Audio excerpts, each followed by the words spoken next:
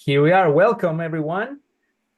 I am so honored today to welcome you to our leadership webinar called Leadership Connection. We have a very interesting topic today that we're addressing with two special guests, Kathleen Garrison and Dr. Maria Gavrilova Aguilar. I'm Dr. Jesus San Pedro. I'm the program director for the Master of Arts in Leadership here at Mid-America Christian University. I also get to teach in the business school.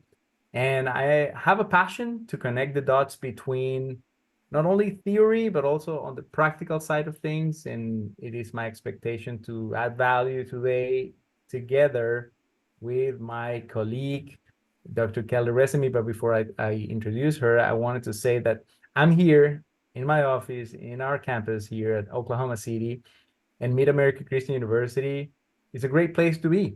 And it is a great place to encounter spaces for growth for people here and nationally and globally. Today, as I said, I have the honor to share with Dr. Kelly Resemy this space. We've been doing this for a few months already, for a couple of months. And she is the program director for the MBA program here at the university. And on behalf of our university, we're so thankful and thrilled to welcome you. Dr. Kelly, nice to share with you. Yes, and I'm just so glad that we had this space, and I'm coming actually from Kansas City, and Mid-America Christian University can be accessed from around the world. And so we have a large online student community in our School of Business Leadership, and my remote position reflects the fact that we go beyond Oklahoma City. And this webinar series also reflects the same thing. It's Leadership Connection is a monthly open space where local, national, and international organizational leaders and guest speakers, such as the ones that we have today, connect and engage in transformative conversations and leadership topics. And so I also want to welcome our wonderful guests today, as well as community leaders and colleagues from our organization, Mid-America Christian University, and others. And we're just so happy to have this open forum. So when you see Leadership Connection announcements, please share with your friends and colleagues. We want to expand our audience because each month we provide cutting edge topics with renowned leaders who speak to things relating to leadership and to Christian leadership. Our goal is really to equip our audience with the latest and most relevant topics in terms of building the kingdom of God. And so we really are thankful for our presenters today and our conversation that we're going to have. And it's part of what this Leadership Connection webinar series does, which is we bring the world to MACU and take MACU to the world. If you stay until the end of this unique time, we're having an HR trends forum. So it's going to be conversational and interesting and fun. Stay to the end. Not only will you get to engage more with our speakers today, but if you participate and complete our feedback, you will be eligible to win a prize. Wonderful. And before I introduce our guests today, I want to mention that from a university perspective, we're so connected to the mission that we pursue, which is related to creating, to collaborating, and to innovating to solve local and global problems for the glory of God through Jesus Christ and the good of society. Now, there are problems in the world today, aren't they? And there are challenges in the organizational world. And that's why we are bringing people today, very special one, and also that can help us find deeper, wider perspectives on the main things that are the challenges that a lot of people are going through, and what are the things that are from an HR, from a human resource perspective, are the things that are on top of everybody's mind and everybody's interested in growing or learning more about. And so we're so excited that we're bringing some perspective to things like the hybrid world or AI or coaching or some other wonderful things that we're going to be talking today. So today we have two people. I want to introduce briefly so you know who we're going to be interacting with. Kathleen Garrison. Uh, she has over 25 years of human resource experience in corporate talent management and healthcare industries. In the last 10 years, she transitioned her corporate focus and expertise to nonprofit and corrections industry. And her passion lies in providing a pipeline approach of excellent qualified healthcare talent for those who might not otherwise have that care accessible. And we are also going to have today Dr. Maria Gavrilova Aguilar, and she's a senior lecturer in the Department of Management at the G. Bryant Ryan College of Business at the University of North Texas that I get to pass by every time I go down from Oklahoma City to Dallas. And she also serves as a director of student experience for the People Center at UNT. She teaches graduate and undergraduate courses in human resource management, strategic rewards, talent management and development, and leadership. She obtained her SHRM-SCP, which we're going to talk about that certification in 2016, and she has expertise in performance improvement, curriculum development, leave administration, and career exploration. So we are going to be opening some space now for them to share. This is the first time we're doing this in this panel format, and we want to welcome everyone to be after we hear and we exchange. So this is going to be more of a conversation today with them. If you have questions along the way, please share them. We're going to be opening up some spaces for them to respond to them as time allows. And this is part of the winning equation that we're setting up for everybody that is either joining today or into the future that can also read. And so, well, the HR world. So I would love to open up with a question for both of you that gets us warm up. What are the joys and challenges in someone that is in the HR profession? And welcome to both of you to this space. Thank you for being here. Do you want me to jump in, Maria? Is that all right? Well, first of all, I am thank you very much for this honor, and I'm looking forward to learning from everyone participating. Because one of the joys of HR is you don't know it all, and you can always learn from someone else, and that creates a connection that who knows where it'll go. And it's a real privilege to impact people's lives. So for me personally, I've experienced the joys of helping people reach their professional growth goals. And I have also been able to hire people who eventually found their spouse. And I feel as though I had a hand in creating families, which, you know, is a wonderful story. I love helping to put the right person in the right place at the right time. So I do believe on seats in the bus, being on the right seat in the bus, and just love the interplay of people and business. So business is definitely a science and data driven, and people are the wonderful, unpredictable. We all have a purpose driven, and so blending that is a real privilege. So do you want the challenges at the same time, or do you want to wait for the challenges later? Well, you can share them. You can share both perspectives. Okay, thank you. The challenges of being an HR professional is that the world is your oyster. There are so many options, so many ways to do things. that it's like drinking through a fire hose, if you get the analogy. Right now, some of the trends are, of course, AI options, being a business partner. What does that mean? The word agility comes up a lot in the HR world, resilience, workplace safety, psychological safety. Um, the ideas are endless. Of course, being hit with COVID, HR had to be in the forefront of that. So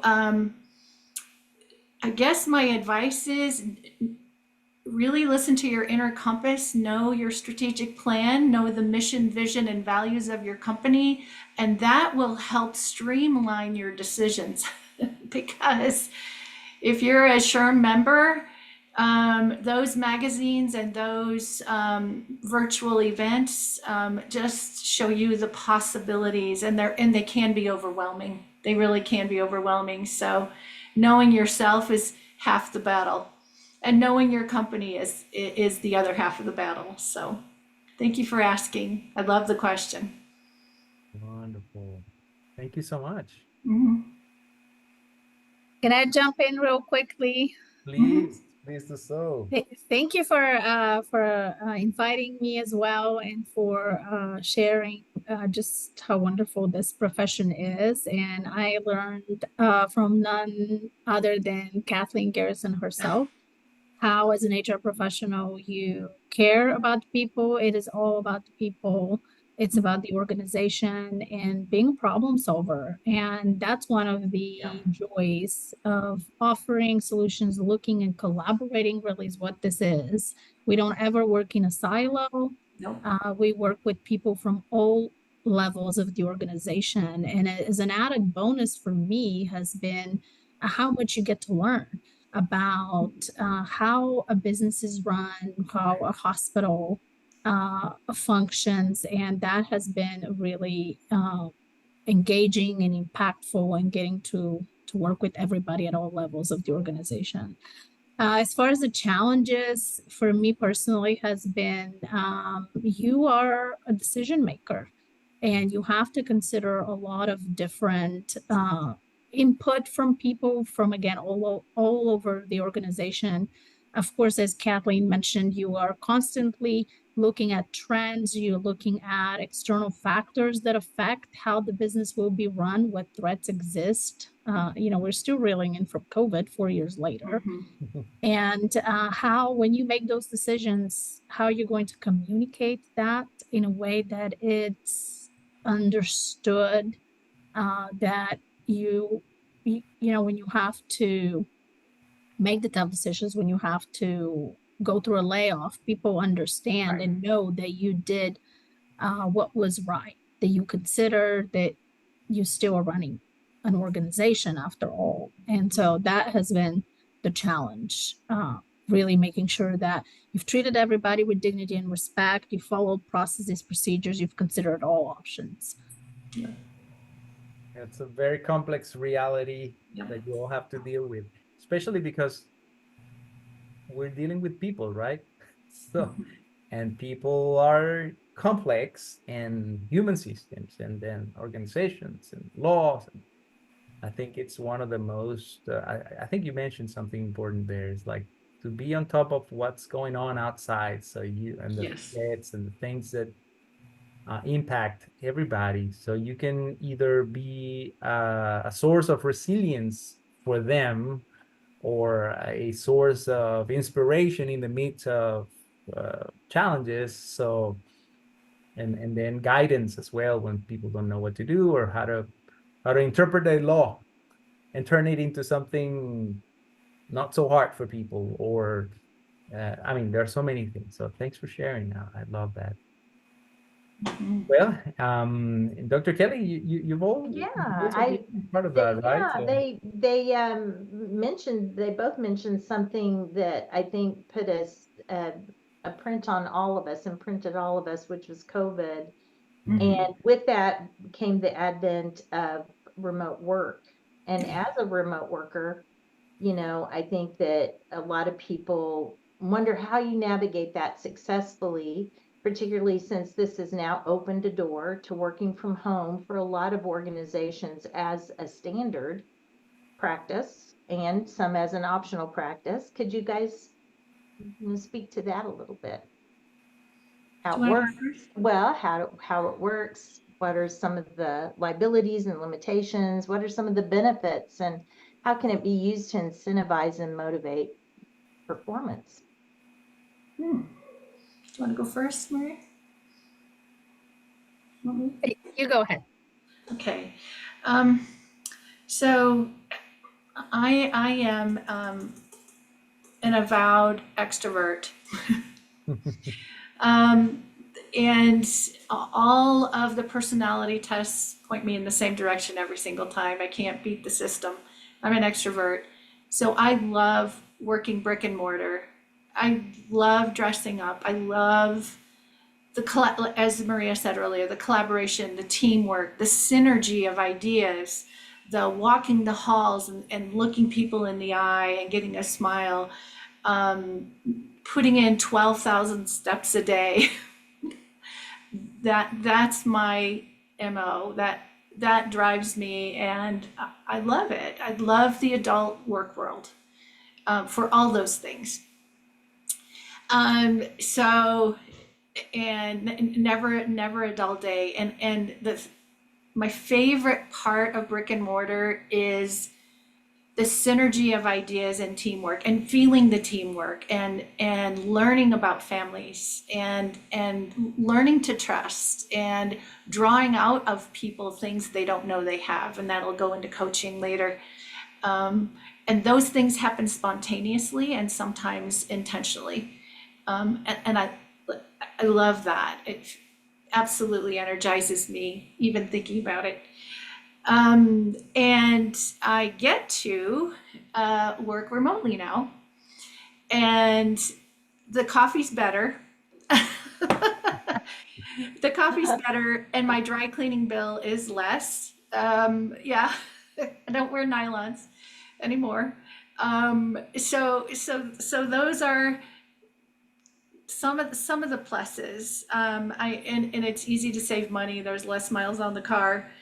The thing that I have learned is that I dig deeper in my volunteer time to make sure that I'm still fed, that part of my extroversion is still fed. So I still volunteer. I'm on a school board and I work at the Chamber of Commerce. I'm still involved with my community. So I'm being true to myself. The thing that I have learned about remote work is you have to be disciplined. I was already disciplined. I love working. I do. I love the work adult world. So I was already disciplined. I already know how to get things done as promised. I know how to communicate. I learned all those skills when I was working inside of a building with fantastic people, by the way. I've had some beautiful coaches in my life, and I'm, again, looking forward to discussing that. And so actually getting the work done was easy. I can now get my work done at a quality level. My productivity scores are off the charts, and I can still bake bread, which I do. I love making homemade bread. But the other thing, though, that has been a caution that I've learned the hard way is that because it's mostly email communication, some of it is Zoom, not a lot of it, but a lot of it is by phone, a lot of it is through email. The communication can get misinterpreted because you can't see eye to eye. You can't see the body language. You can't see the intention people meant. So offenses are taken a little more quickly. And that took me off guard. People, again, you have to really watch how you craft your communication because you are far away. They can't read your body language. They can't see your eyes. They can't see you smile. So, and if they're having a bad day, they might take it wrong. So, just a caution, and that was a learning curve for me. That was a big learning curve for me. Wonderful. Well, and thank you so much for approaching these from your own experience, because I mean, that's what everybody at the end makes their own conclusions, whether Right. they had to go home, whether they want it or not, was not an option during the pandemic. True. But then I've seen, and in the last year and a half, for example, I've had the chance to take some of our students to some of, or even I've visited some companies here locally. I've talked to leaders in other places of the US, the world, and the coming back has been a very unusual reality, or have turned the whole thing into, it used to be either remote or on ground kind of working, but now I'm seeing more the hybrid version of things, and that hybrid is not necessarily the same in one company than how it looks like in another one. Now, this is the new normal. But what are your approach? What's your approach or your view on these, and where do you think it's leading? And I don't know if Maria, you wanted to mention something about this. Is there anything you would need to add to this equation? Because I think it's a big thing. How's it going to look like the workplace, right? Yeah, along those lines. So. Absolutely. Thank you for sharing, Kathleen. Again, personal perspectives and how we kind of got to this. Remote work is not necessarily new, but where we are now is it's going to continue to be in some form of hybrid. And while companies are trying to bring employees back, I think from an HR perspective, we don't want to live in an ivory tower. So if you're going to bring everybody back, but your corporate employees are going to stay remote, that is not really a fair No. approach. You may not be aligned with your culture and the results you want to achieve. And I know Kathleen mentioned that going in meeting with people, that's really the role of HR, is to be present at every department. And so again, companies need to be very careful about how they're setting up that remote work. Two things for me that are key here is, yes, remote work leads to productivity gains. From a personal perspective, there's some studies that say we save on average $6,000 a year if we work remotely. However, we still need to be very careful about burnout. Burnout exists, and it is real in remote work when it's a lot harder to separate that work-life integration that is so elusive. We really don't have work-life balance. I think we all know that. But even the integration is still hard to get, and it can still lead to burnout. I also participated in a study around loneliness. And so we've had these conversations and this data that loneliness, leads to about smoking 17 packs of cigarettes a day. So those feelings sometimes are exacerbated in a kind of more of a remote work environment. So those are the two things that I would really, really caution leaders around, and just employees check on other people. If you know that, yeah, like Kathleen mentioned, maybe they sent something, it didn't really sound like it's them, maybe they're struggling, and we all have responsibility to uphold that culture and the respect and support and care for each other. And that is definitely a challenge, not that it's impossible. One other thing I just really want to mention briefly is regarding feedback and the performance kind of cycle. There are some studies, not exactly conclusive one way or another, but does promotion, the opportunity to promote, get hurt if you are mostly remote because of some proximity bias decisions? So we have studies that say either or, but it is a challenge, mostly how you're going to get the feedback. Like Kathleen was mentioning, she can walk by, say something real quickly, you get that time in feedback, versus if you're remote, you need to stick to those schedules, the one-on-one meetings, whether those are weekly, however. And if you fall off because you prioritize other things, which happens a lot with my husband and his manager, who at least once or twice a week has to change something because something else came up, you are not really investing in your employees, you're not taking care of um, you know, their performance, it's going to hurt the organization long term. So that's kind of my main question again, is you getting enough feedback both ways, manager, employee giving to the manager, to HR, to everybody else on the team? And is that, like Kathleen mentioned, the communication piece, is that really happening in a way that helps the organization continue to solve the problems? We haven't even scratched the surface of working in different time zones. Imagine that on top of, Yeah. again, the burnout, people having to stay up late or wake up early to be able to accommodate people across the globe. And last but not least, I would say meetings. There's also some research that came about that was around, no more than 2 hours of meetings a day is really what should be happening, and everything else is counterproductive. Yes, yes. And then it all impacts productivity, and then how we can now control that, because there are measures in the on ground type of work, but then in the virtual. I remember during the pandemic, I met a guy, and he openly, I mean, I was just meeting him, and he openly said that he was using a software that he was able to download in order for him to keep his mouse moving, so the remote No, uh, manager could Yeah. think there he was working while he was doing it.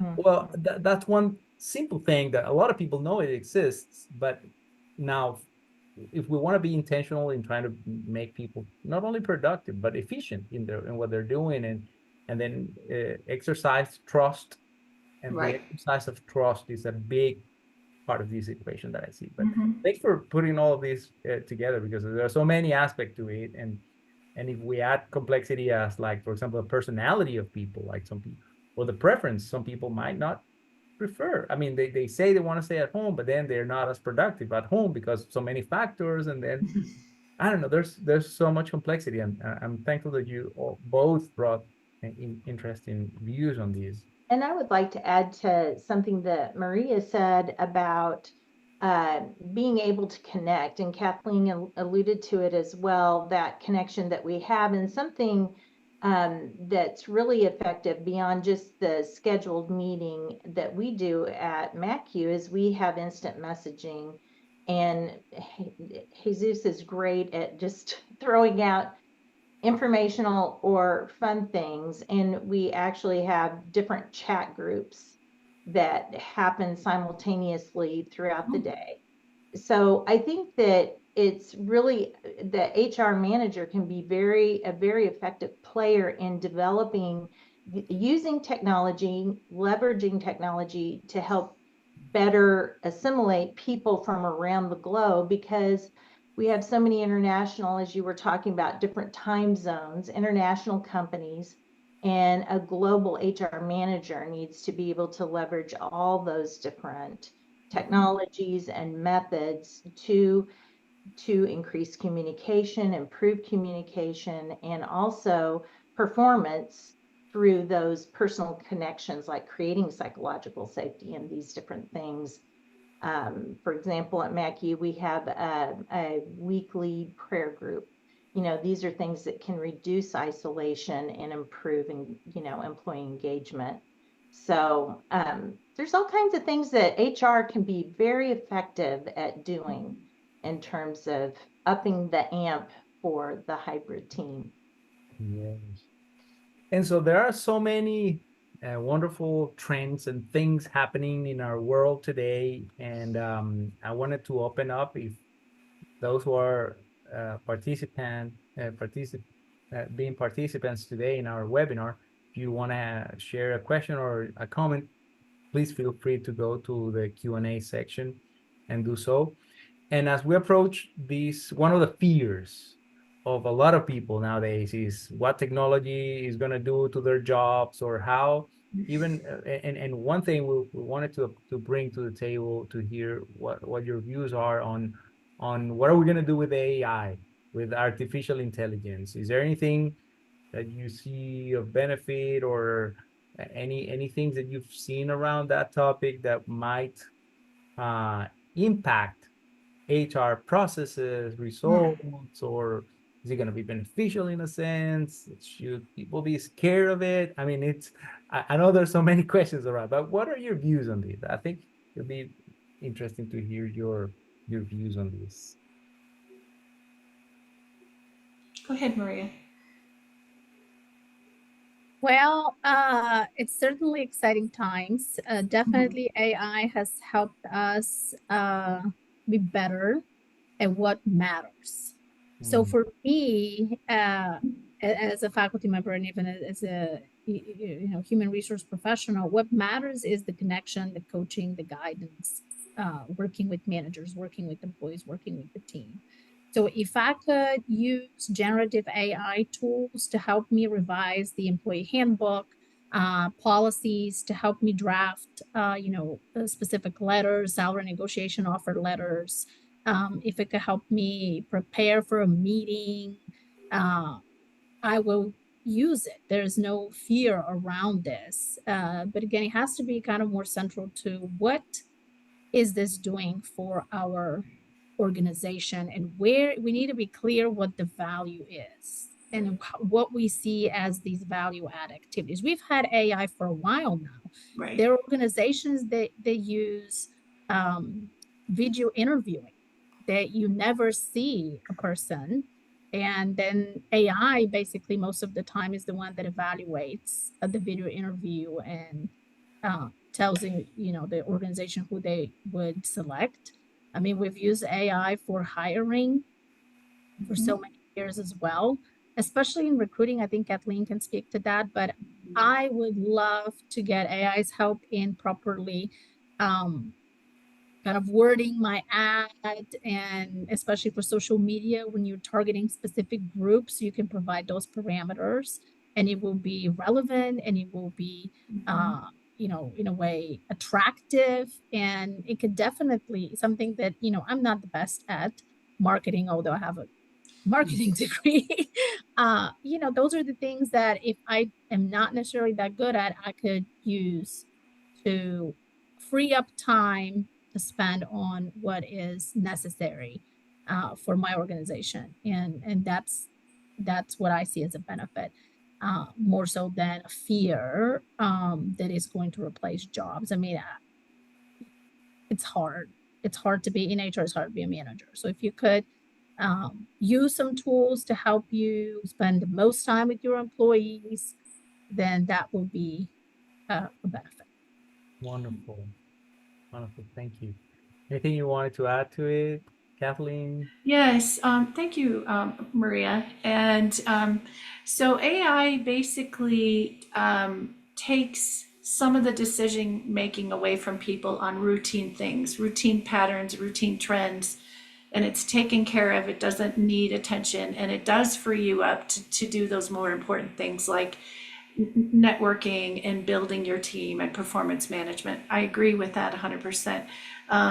The fear side is there's a lot of data being collected. It's been collected for a long time.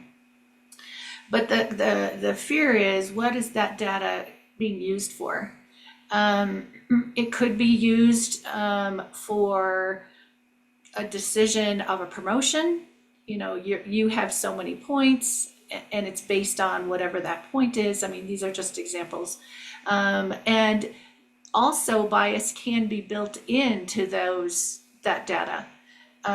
So for example, if you use a chatbot, which is AI driven, most of the time they're female. If you've noticed, Alexa, your Amazon Alexa is a female. Why is that? Because most of the development was done by white males.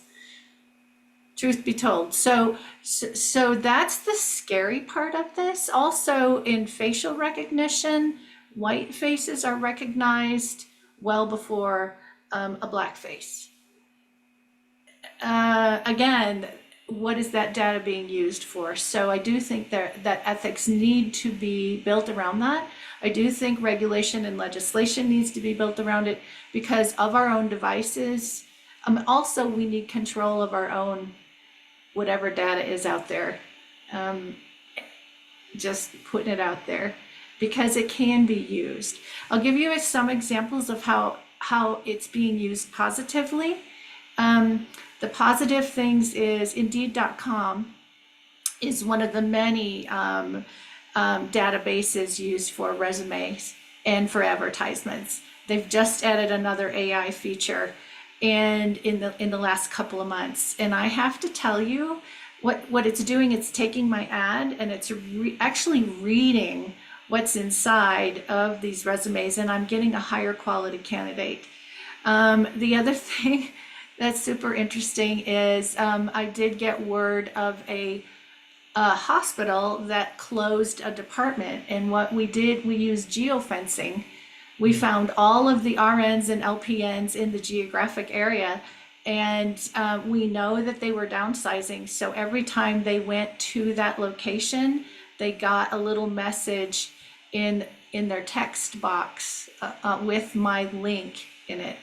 And so I've been counting and watching how many times I'm getting responses, and actually it's quite a few. So AI is an effective tool as long as it's being transparent to the individual that it's pertaining to and what is the information being used for. Wonderful. So those are my two really quick recruiting examples. The other thing though, last comment, maybe not. If technology is going to be driven forward in businesses, I do think HR needs to embrace it. We can't be the last person to the party. We have to be the first people in the party, because people take their cues of behavior all over. This is universal from HR. If HR is doing it, they're going to take their cues from that. And yes, leadership does have its place too in cues of behavior. But if we're embracing, say, a hire to retire system where everybody's involved, then we have to say hooray and embrace it and apply it ASAP. And that's why watching these trends and these kinds of platforms are so important, because the HR really is, if you're not a lifelong learner, you will not like HR. You just have to stay on top of it. So, Wonderful. yeah. Great. We have a question. Okay. All right. We do have a question. Uh-huh. So, what suggestions do they have for HR leaders as they strive to balance data-driven decision making with the voice of the employee, if those two things are in conflict? For example, staffing in the healthcare environment. So you get data-driven decision making, and then employees say something else. They're in conflict. What do we do, right? I've seen that happen. Maria, do you mind if I jump in? I think you, in a way, answered this question earlier. Go ahead. But yeah, I've seen this happen, and it is unfortunate, but that's where your leadership comes in, and that's where you are a consultant for your leadership. When there is a disconnect like that, you coach your leaders, because at the end of the day, yes, HR is an example for cues of behavior, but at the end of the day, the responsibility lies on leadership's shoulders for those scores and making it better. If you do not have the willpower to make changes, then don't ask. Don't ask, because you set the expectation for change by asking the questions and surveying your people. So I hope that helps. As far as AI goes, and the question was, what's the fear of it? I'm sorry, Kelly. Yeah, it was Yeah, more. so You wanted to say something, Kelly. Go ahead. well, I was just going to say, if so much, whether it's financial decisions or maybe it's quality control decisions or AI, based on AI data, AI driven data, big data, how, and so decisions are being made in the healthcare industry, or for example, and you as an HR manager know that although the numbers may say something, there's a qualitative factor that may compete against it. And so how do HR managers navigate that AI, what, you know, the biases that you were talking about are very real, and that the data isn't clearly reflecting, you know, those biases that you're seeing at play? How do you address that? Yeah.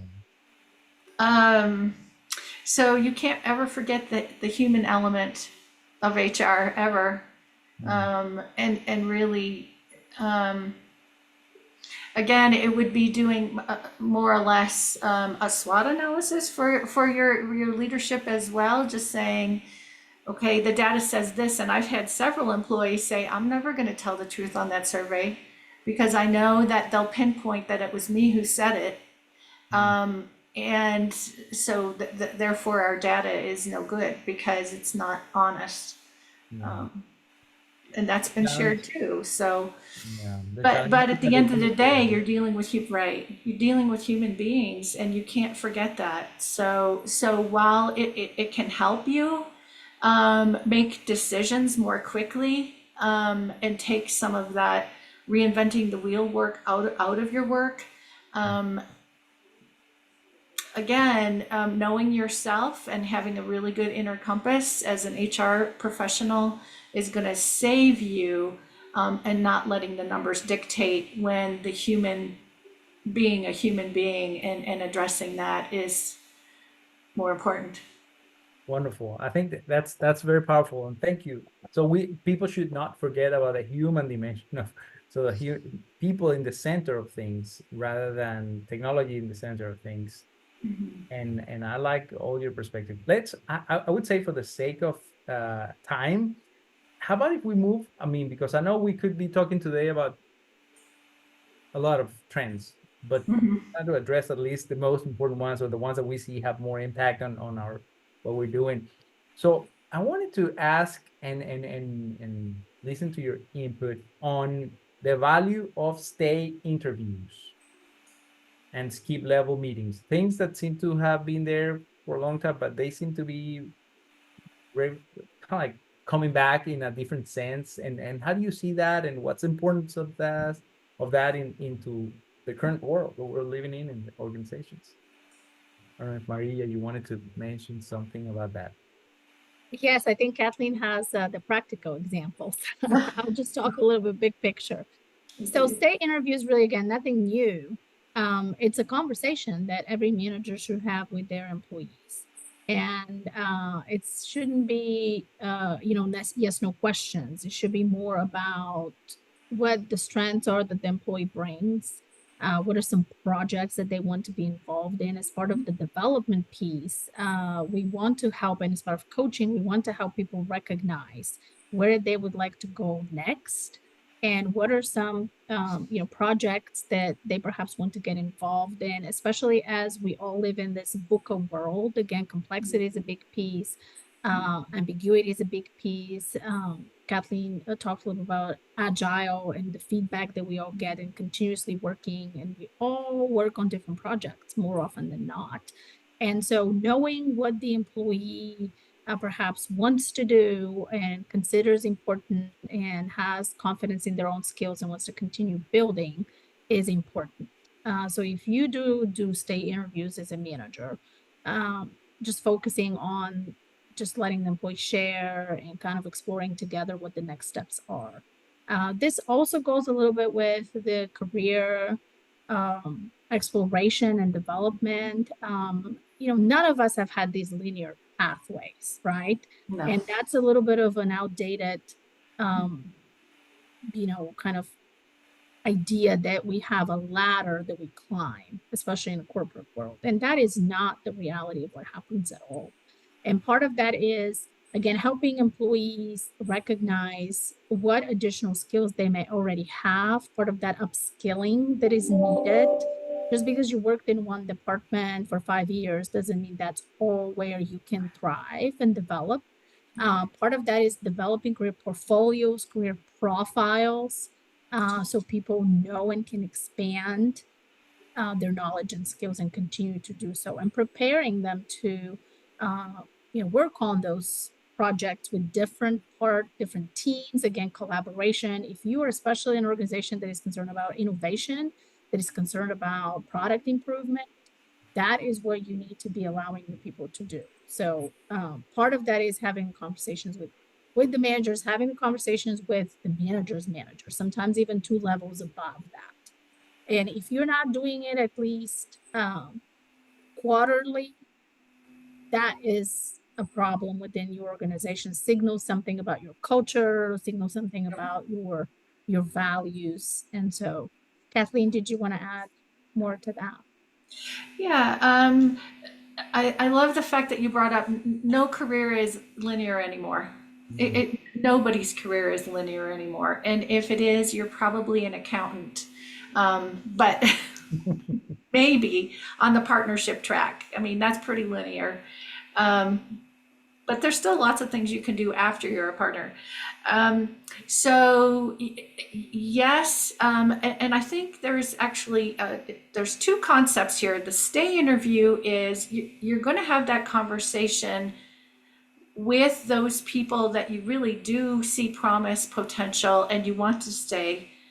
It could also be a performance improvement conversation, which is a different all in itself, but it allows management to help people get where they need to be.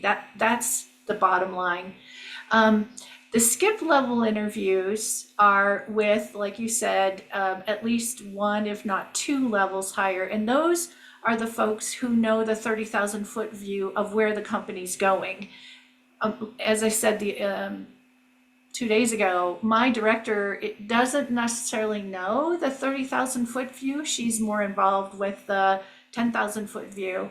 But my vice president knows what's coming down in the next 2 to 3 to 5 years, much more, and is involved with the strategic planning and really needs to know not only what the ambition is of staff reporting up through that person, but also where do they need to be developed, and get involved with that development, because you might have the potential, but you'll need that skill set in 3 years, let's say. And I've been involved with those conversations where a company that actually Maria and I worked in went from national to international, and what skill sets in finance had to be added. And that discussion was with the vice president. So we went through every single person and where they were and what skills they needed and what we needed to hire, which was a super healthy exercise and really exciting to do.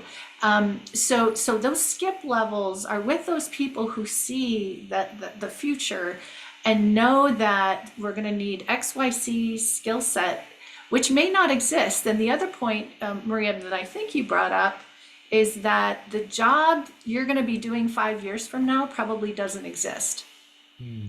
And so having a career path laid out for you isn't going to get you there, because there will be new needs, new skill sets, new competencies required, and listening very closely to what senior management sees as their future is going to help you ask those questions during that skip level interview, and speak to, I'm really interested in AI. I really would like to take my department and really help lead that and help the company get where it needs to be. That will be music to your skip level interview for sure. And I don't want to muddy the waters on coaching, because coaching can be confused for a stay interview. It's not. And it can be confused for skip level, and it's not. They have different purposes. So I'm looking for, as I say, unpacking the coaching part too. I hope that answers the question. Thank you. And thanks for sharing that, and thanks for introducing that topic, because I think and we could invest these last 5 minutes that we still have to see what's the future of development, or what contribution do you see? And I know you are both passionate and have also extensive experience around what coaching does, and the power of coaching. And so how to develop that coaching culture in a world that is now kind of like designing your own development path. Yeah. I mean, the way I see this is that normally HR departments used to be the ones that would design for you your career path. All you had to do was just to follow it. But nowadays, people, I mean, there's not a time for that. As you said, it's not a linear. No. It's more of a back and forth, left to right, go up and down kind of thing, but going in the path that you think should be the best. So people are involved, and coaching plays a big role here. So where do you see that going, and what do you see the relevance of these as part of what's going on in improving performance in this world that we're living in? Do you want to go? I'll go ahead and jump in because I'm hoping that all the research and academia supporting what I say, Maria's got. But coaching really elevates the individual and the company at the same time. And it is a skill set that doesn't naturally come to people, it has to be learned. So investing in the management level, first level, line managers, how to coach effectively, because is probably one of the best investments you can make that will show an ROI. And I know, Maria, that you have the research backing this up, but the coaching leadership style actually has been proven to bring more, better profits, better net, better gross, at the end of the day than any other leadership style. And again, I've got a little bit of research to back that up, but I'm sure as academicians, you guys have way more than I do. So investing in that at those first level, mid-level managers, is one of the wisest things you can do. And if you're an HR manager, see if you can get the money to do it. And even if you pilot it, show an ROI within a year. And less, so it's actually a retention tool and a talent attraction tool, because people will hear that they'll be coached, especially your new grads. They should all be looking for companies that invest in coaching, because they're going to be 5 years, 10 years ahead of their colleagues in no time. Quick question in that regard. Would training and development and coaching be the same ROI, or is the coaching yielding the better ROI? I haven't seen any research for the training and development, but the training and development has to be involved to get the managers up to speed. Okay. I don't know. Absolutely.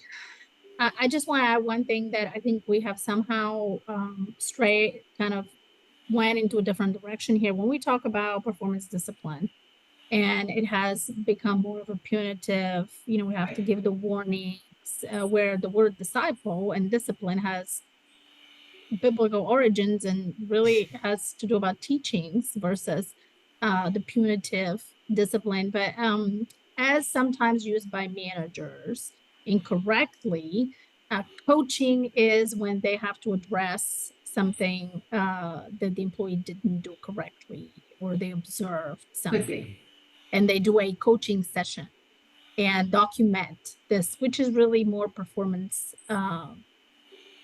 than coaching. So I think that's kind of the big picture of all of this, is switching some of the narrative, and as an organization allowing coaching to really be what it should be, what you explained, Kathleen, the guidance, the the different levels of it, and what the role of the manager is. Because if you're only coaching so that they would improve, so they would the only time you're coaching them is to tell them, the employee, that they're doing something wrong.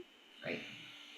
That is not serving anybody. So it's almost like with counselors that exist within the organization. Some organizations, because of the challenges with everybody experiencing mental health concerns differently, some employers are bringing in licensed counselors on staff full time. And my preference, ideally, especially if it's a larger organization, they need to have coaches on staff that will help employees, especially the managers, like Kathleen was saying.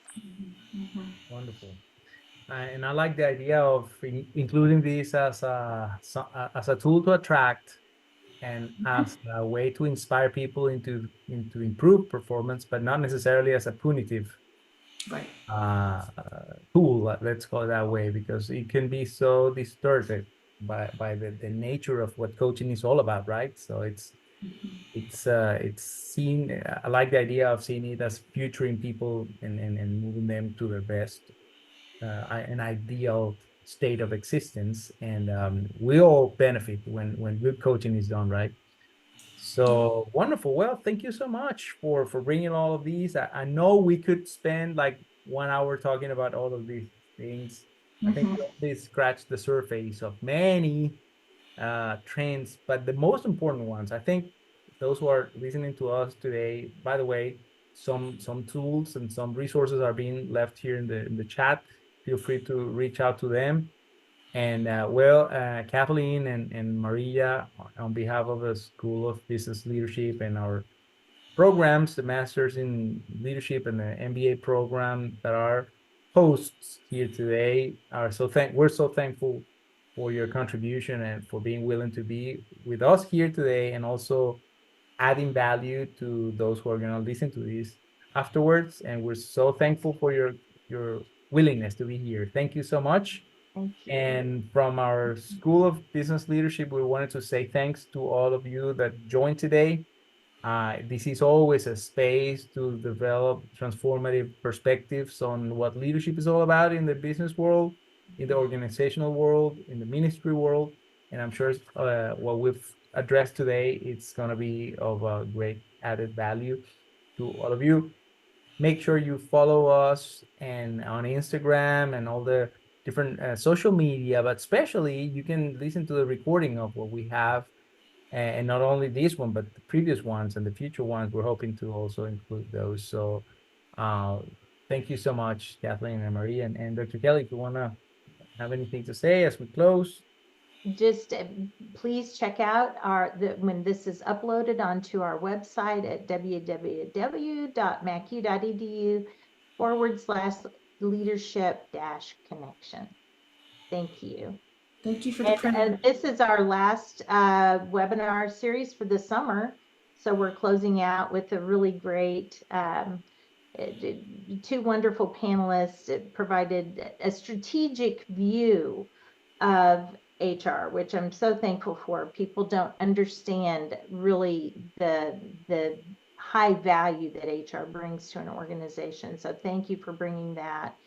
And Dr. Jesus, for our next webinar, what can we expect? Well, we're expecting already great topics to be brought to the equation that's going to be the fall semester beginning in August. And we have topics related to how to integrate faith and work. We'll also have topics such as like how to use questions as a key component to our leadership daily interactions. And so we have an expert and an author and someone that has already agreed to be part of this. So it's exciting what's coming, and looking forward to seeing you all as we continue to move forward this initiative called Leadership Connection. Have a great rest of your day. Thank you so much for joining again, and have a great summer. Thank you. Thank you. Blessings to all. Blessing.